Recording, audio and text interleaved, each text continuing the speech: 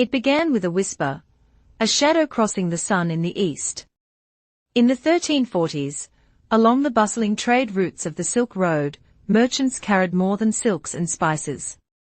Hidden in the holds of ships, in the grain sacks of caravans, and deep in the fur of rats, death was traveling westward. The Yersinia pestis bacterium, harbored by fleas and transmitted through black rats, had erupted in the Mongol steppes, possibly in the region around Lake Issyk-Kul in modern-day Kyrgyzstan.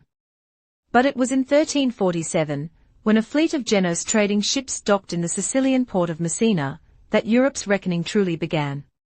The sailors aboard those ships were dying, bleeding, feverish, delirious. Some had blackened swellings in their armpits or groins, foul with pus. Others coughed blood and collapsed in the streets. The terrified townspeople drove the ships back to sea, but it was too late. The Black Death had arrived. From Messina, the plague fanned out in every direction, spreading like fire across a continent of kindling. It moved inland through Italy to Florence, then north through France and the Holy Roman Empire, finally reaching the British Isles by 1348, and Scandinavia, and Russia soon after. It was a time of panic and prayer, of flagellants and fire, of clergy falling with the laity, of families abandoning their own kin. The disease struck without warning and killed without mercy.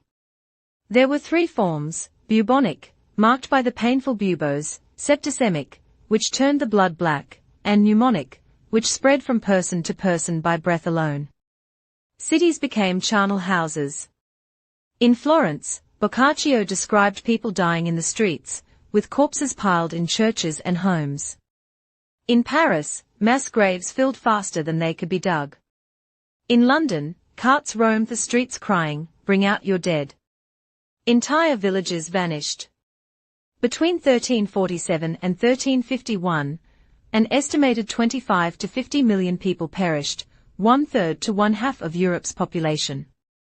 As mortality soared, social order fractured. Labor shortages gave peasants newfound leverage. The rigid medieval hierarchy began to weaken. Religion faltered. Why, the faithful asked, had God abandoned them? Some turned to mysticism, others to hedonism, and many to scapegoating. Jews were blamed, accused of poisoning wells, and massacred in towns across Germany and France. The fear was indiscriminate. Rationality collapsed in the face of the inexplicable. The pandemic eventually burned itself out, but not before reshaping Europe forever. Survivors inherited wealth, land, and opportunity. Wages rose, serfdom began its slow decline, and the seeds of the Renaissance were quietly sown in the ashes.